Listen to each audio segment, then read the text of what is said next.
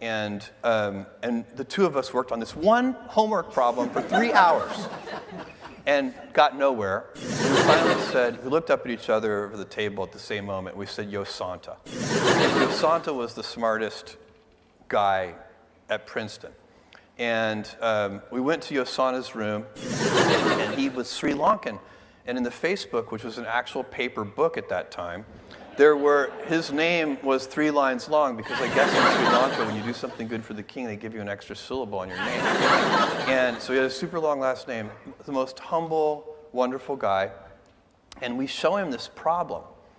And he looks at it, he stares at it for a while, and he says, cosine. And I'm like, what do you mean?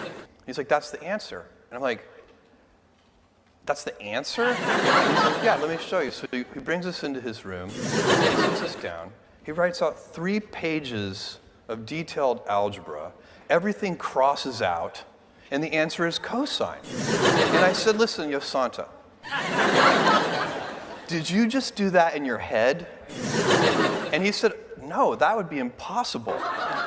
3 years ago, I solved a very similar problem, and I was able to map this problem onto that problem, and then it was immediately obvious that the answer was cosine.